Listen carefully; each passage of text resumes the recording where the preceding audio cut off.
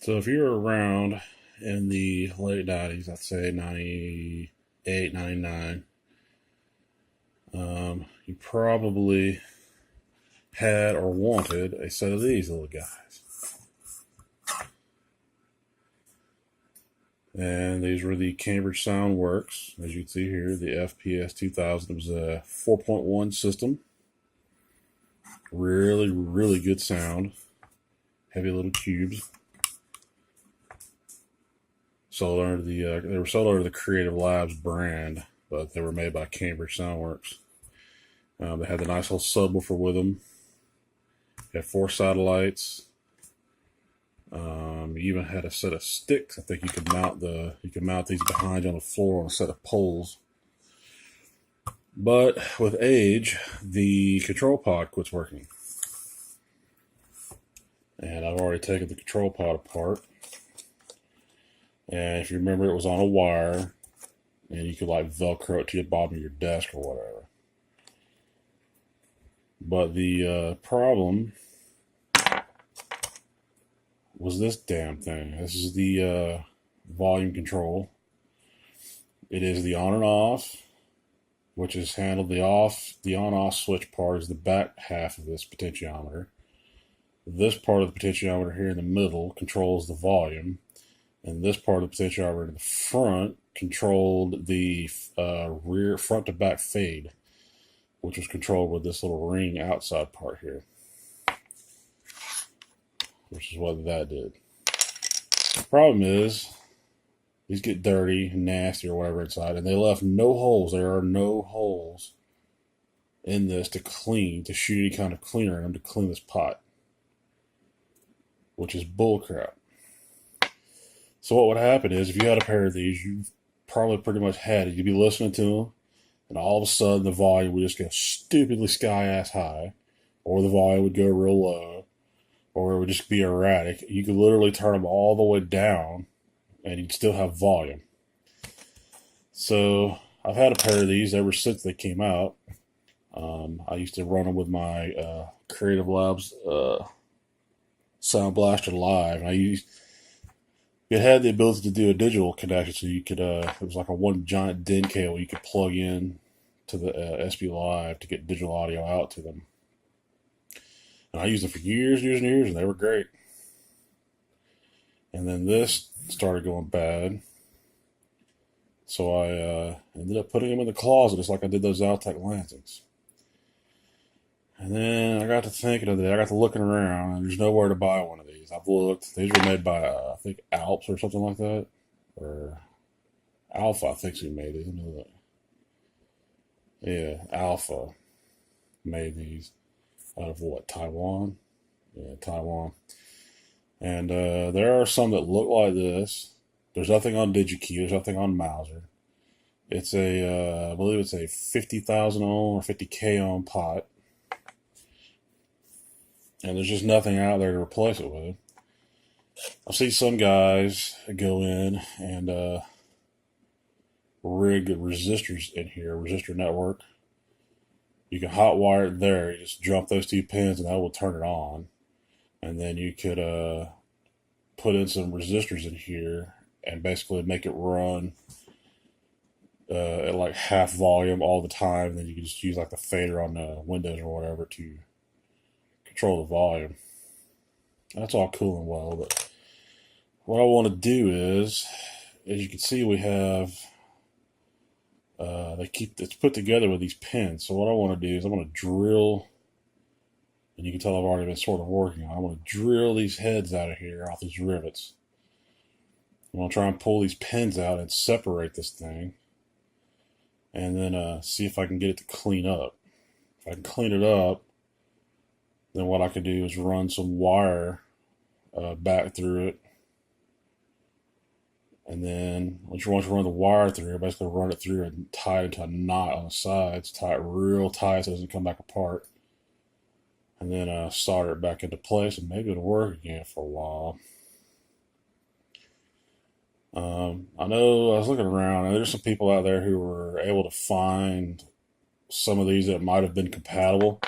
But you had to order like a lot. You had to order like 1,000 of them to get one if you wanted one. That's insane. So I'm going to try and take this thing apart. If I can get it apart, we'll have a look inside of it and maybe see if I can clean it. Alright, so there it is. The potentiometers are taken apart. Those are the pins that were holding it together. Took a drill bit, drilled the little tiny heads off of them to separate it. So if we remember right, I believe when I checked it with my meter, this section here, which we're not worried about, the front section is controlled by this outer ring, which controls the front to rear balance, which we never had a problem with. This is what I was hoping to get access to. This section here,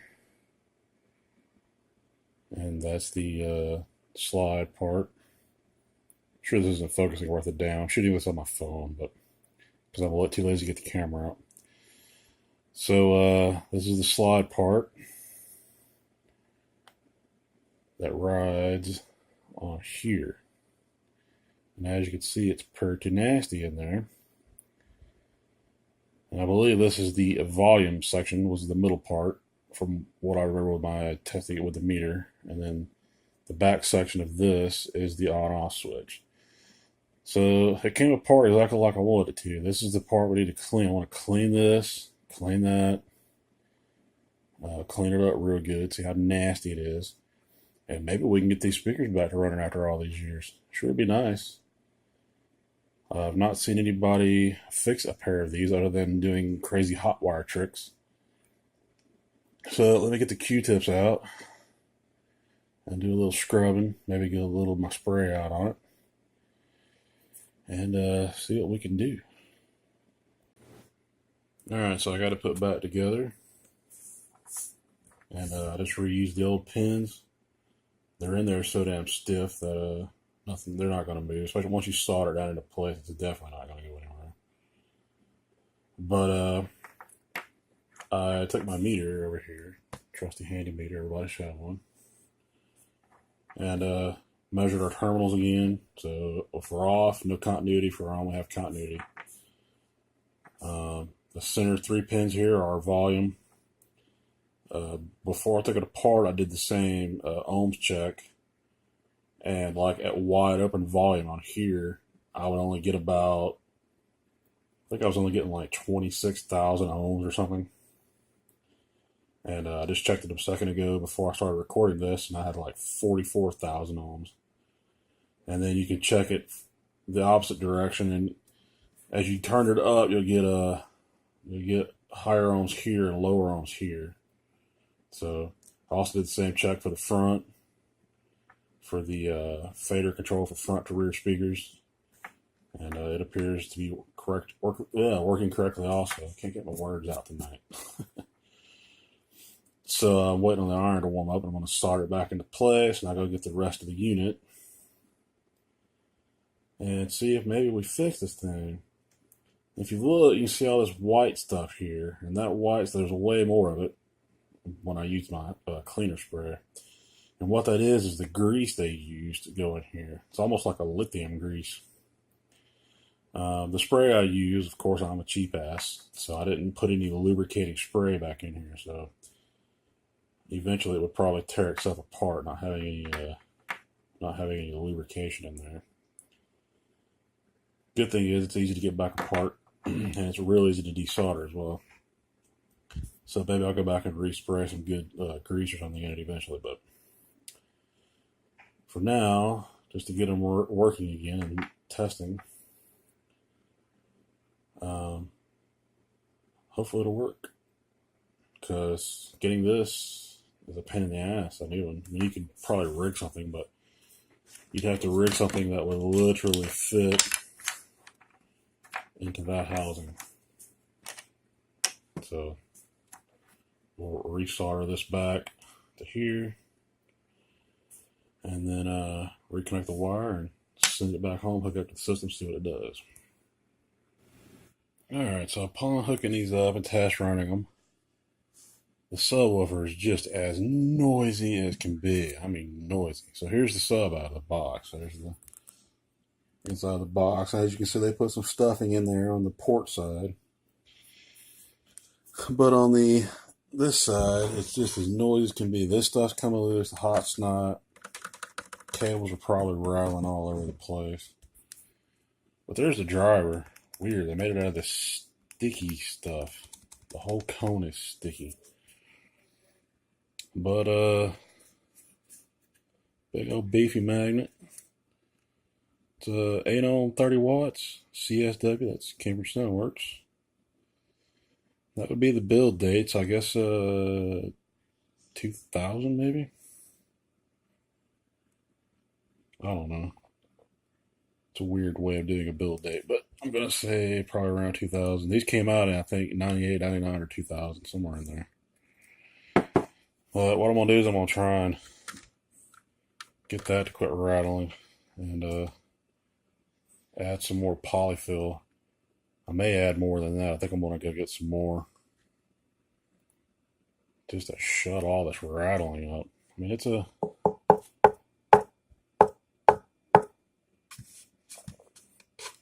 not that thick of a box. I mean, they did try and beef it up where the amplifier goes in. So, see what I can do about that. Alright, I just took that giant piece of hot snot off of there. I'd rather it not be in there than hear it tapping up against the case all the time. So what I'm going to do is wire the speakers back in, and then I'm going to went and got me some poly stuff, and I'm going to stuff the inside of this box. And hopefully that'll dampen it down a little bit. Stuffing is a bit of a what I should call it, a voodoo art or black art, or however you would want to say it. But so I'll do that, put it all back together, and we'll try again, see how if it rattles or not. Alright, so I got them back together and everything wired up. See our little LEDs working. This is the pot or the volume control for these. Goes up and into there. And then above that was the DIN connector for the digital audio. And this is your analog front, analog rear. And then one of the best things about these is you use regular speaker wire on them. None of that crazy, you're trapped by however long the wires are, bull crap. So I played a whole album on here a minute ago. It's about an hour and 15, hour and a half, something like that. Amplifier is getting warm on the heatsink. And she behaved, no erratic volume or anything. Here's the power brick. Looks like something that Commodore would have made. Puts out 15 volts DC at about 3 amps. And like I said, I just listened to an album on it. Played back just fine. So I'm going to use, I can't play any of that, of course, because copyright mafia will be all over. So I'm going to play some stuff off of the YouTube library.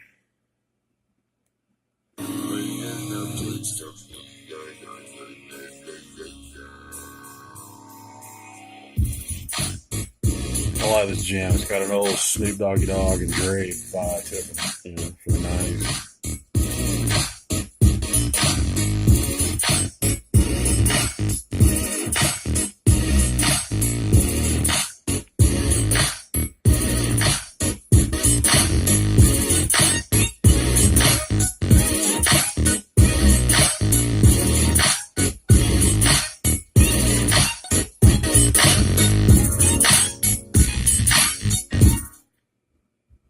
All the way down, you can just barely hear a little bit.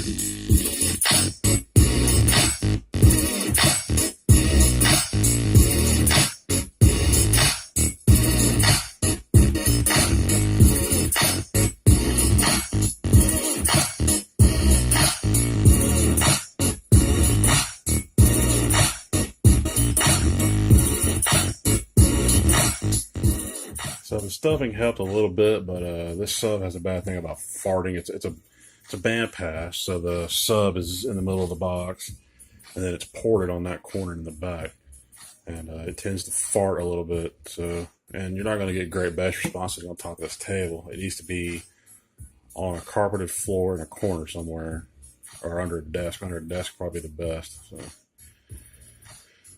But the volume control is behaving. The reason I let it run for a while is because it used to be that it wouldn't act up until you let it run for a little bit, and then it would start acting up. And I've had it running about, I listened to a whole album, a big album, so it's about an hour, 80-minute or whatever album. And, it's good and hot. Everything's warmed up. Maybe we got it whipped. I'll let it play all day tomorrow. But I think we got it whipped. So if you got one of these, set of these, I think they might even made stereo versions of these too that have the same control pod. If you still have your control pod, it's acting up. If you have the tools and stuff to do it with, just do what I did. Take it apart, take the pot out, drill those rivet heads off, pull the pins out. That'll let you take it apart, take the potentiometer apart, clean it up real good with some sort of contact cleaner spray. I would prefer using something with a lubricant in it, like Deox or something like that. Unfortunately, I'm a cheap ass and mine doesn't have any lubricant in it. So, and once you do that, clean it out real good with some Q-tips, and then put the potentiometer back together, slide the pins back in, solder it back in place, and give it a try. And I think that'll conclude this video. I have some cap kits on order. We're going to be doing a Model 1 Sega Genesis. It's a VA3 board. It's got really bad color banding, so it needs some help. We're hoping the capacitors will help that out. And I have a Model 2 VA0, I believe, Genesis. And I went ahead and ordered caps for it. It's got Rubicons in it, but they've been in there for a long time. So we're going to swap them caps out. And then future plans, I'm going to probably do the Sega CD. It's connected to a Model 2 Sega CD. I'd like to do the caps in it. And then we might look at the master system that I have. And then I've got 3 front loader NESs that I'm thinking about redoing the RF, and because the RF and the power are all in the same module. I'm thinking about doing those. So stay tuned. We got some stuff coming up. Catch you guys later.